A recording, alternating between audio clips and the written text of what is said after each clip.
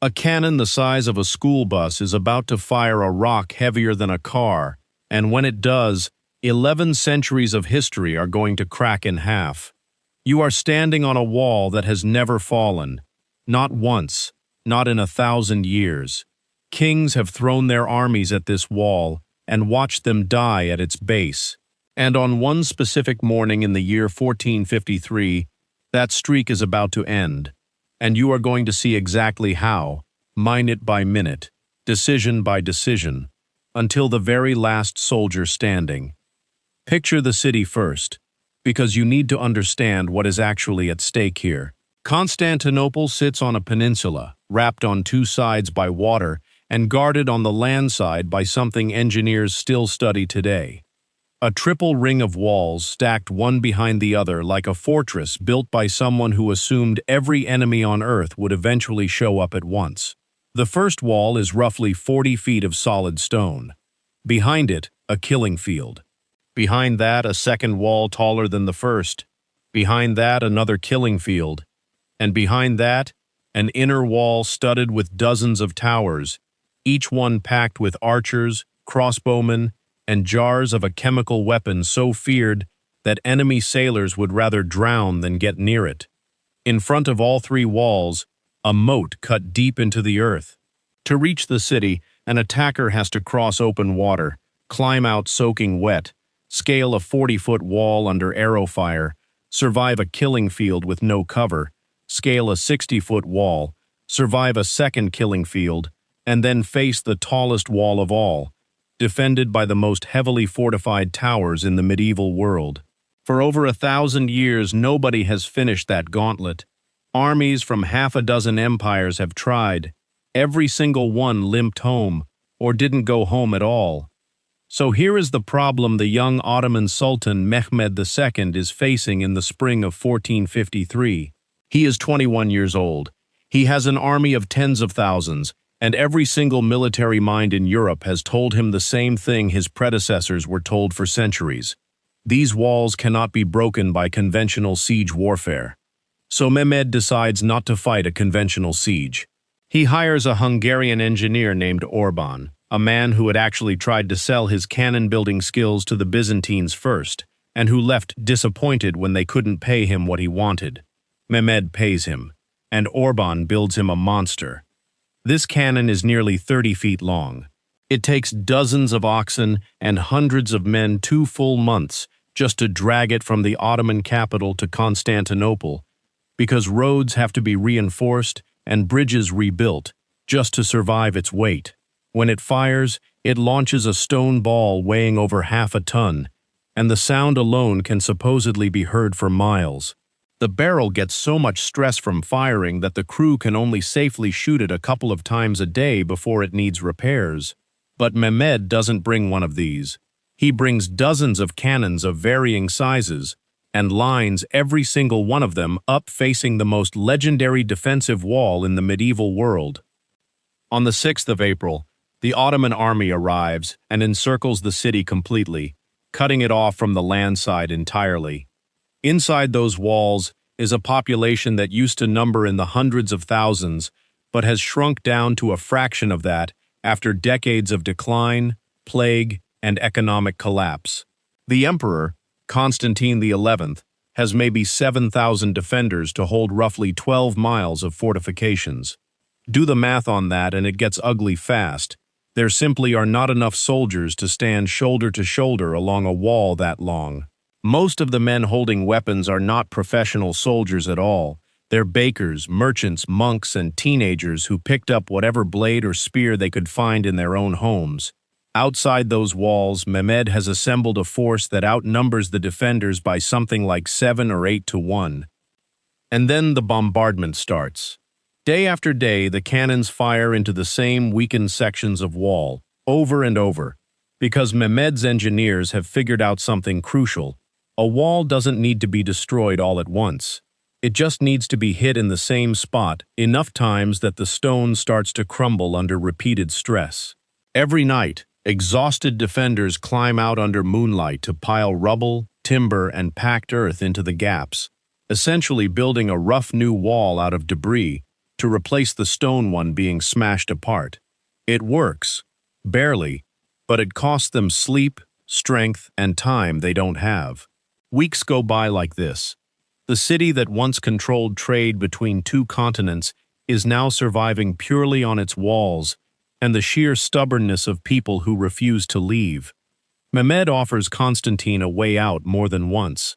Leave the city peacefully, keep your life, rule somewhere smaller under Ottoman protection, and nobody else has to die for a losing cause. Constantine turns him down every time. He tells his commanders, according to accounts passed down from that era, that he intends to stay and die with his city, rather than live having abandoned it. Whether every word of that account is perfectly accurate is something historians still debate, but the outcome that followed leaves very little doubt about where his priorities actually were. By the final week of May, everyone inside the walls understands what is coming. Food is scarce. The harbor is blockaded, and on the night of the 28th, in a candlelit gathering inside the enormous domed cathedral at the heart of the city, Constantine reportedly gathers his remaining commanders and tells them plainly that whatever happens tomorrow, they fight as one people to the very end. That night, according to multiple sources, nearly everyone left in the city, regardless of which church they prayed in, gathers together in that same building for what many of them privately suspect will be the final prayer of their lives. Then comes the 29th of May, before dawn. Drums start beating in the darkness outside the walls, and tens of thousands of Ottoman soldiers begin advancing in the black of night. The defenders hear them coming before they can see a single face. Then the cannons open up, every gun at once, and the noise alone is enough to knock men clean off the ramparts from the shockwave, without a single projectile even touching them. The first wave to hit the walls is made up of poorly equipped, lightly trained troops, essentially thrown at the defenses to draw fire, exhaust the archers, and burn through the defenders' reserves of oil and improvised weapons. Hundreds of them die in the opening minutes, cut down by arrows and by that infamous incendiary weapon the Byzantines are known for, a substance that keeps burning even after it hits water. But their deaths accomplish exactly what Mehmed intended. They tire the defenders out. At dawn, a second wave arrives, better armed and better organized, hitting the sections of wall that have been hammered hardest by weeks of cannon fire. Hand-to-hand fighting breaks out along the terraces between the outer and middle walls. Brutal, exhausting, close-range combat that goes on for hours, with no relief for the men holding the line. Then the third wave arrives, and this one is different. These are the Sultan's elite household troops, professional soldiers trained from boyhood, fully armored, rested, and utterly relentless, thrown into the fight against defenders who have now been standing and fighting without sleep for the better part of the night. Around dawn, near one of the most heavily damaged sections of wall, a small band of these elite attackers discovers something that changes everything. A minor postern gate, meant only for small sorties, that in the chaos of battle, nobody remembered to seal shut. A handful of soldiers slip through, then dozens, then more, working their way behind the defenders holding the main wall. At almost the exact same moment, the single most effective commander on the defending side, an experienced mercenary captain who has been holding one of the most critical stretches of the wall, is struck and badly wounded. His men pull him back from the front toward the harbor to get him medical attention. From a distance, exhausted defenders watching this see their most trusted leader being carried away from the fighting, and panic starts spreading through the ranks, because to them it looks like their best commander is retreating, and if he's retreating, the wall must already be lost. Soldiers begin abandoning their positions. The attackers pouring through that unlocked gate reach the interior side of the main defenses and throw the gates open. The entire Ottoman army floods into the city. Constantine, hearing that the walls have been breached, makes a choice that separates him from almost every ruler in history facing the same situation. He has a narrow window to escape by sea. He doesn't take it. Instead, according to the accounts that survive him, He strips off the purple robes and golden regalia that mark him as emperor so he won't be captured and used as a political trophy, picks up a sword, and walks straight toward the fighting. Nobody knows with certainty exactly how he dies. Some accounts describe him charging into the enemy ranks and being cut down fighting alongside common soldiers. Others describe a chaotic death in the crush of the crowd, with his body never conclusively identified afterward. What's certain is that the line of Roman emperors, stretching back nearly 15 centuries to the age of Augustus, ends on that wall, that morning, with a man who had every opportunity to run and chose not to.